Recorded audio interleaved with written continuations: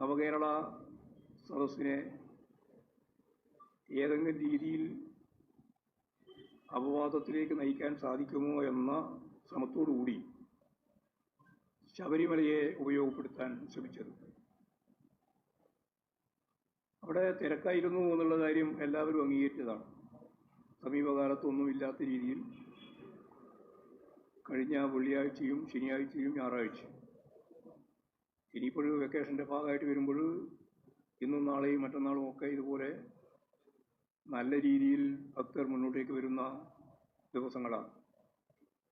എല്ലാ സജ്ജീകരണങ്ങളും ഗവൺമെൻറ്റും ദേവസ്വം ബോർഡും ഒരുക്കിയാലും ഈ ജനപ്രവാഹം, ഭക്തജനങ്ങളുടെ പ്രവാഹം അതിൻ്റെതായ ചില പ്രശ്നങ്ങളൊക്കെ ഉണ്ടാക്കുമെന്നുള്ളതും സത്യമാണ്. എന്നാൽ അതിനു പകരം ബസ്സിൽ കരയുന്ന ഒരു കുട്ടിയുടെ ഫോട്ടോ ചിത്രം കാണിച്ച് അത് ശബരിമലയുടെ ഭാഗമായിട്ടുള്ള പീഡനമായിട്ട് ചൂണ്ടിക്കാണിക്കുന്ന നില വരെ എത്തിച്ചേർന്നു. അത് ആദ്യം BJP ആണ് ഉയർത്തിക്കൊണ്ടുവന്നത്, പിന്നീട് UDFും അത് ഏറ്റുപിടിച്ചു. അതിൻ്റെ വസ്തുത എന്താണ് എന്നെല്ലാവർക്കും പിന്നീട് മനസ്സിലാകുകയും ചെയ്തു.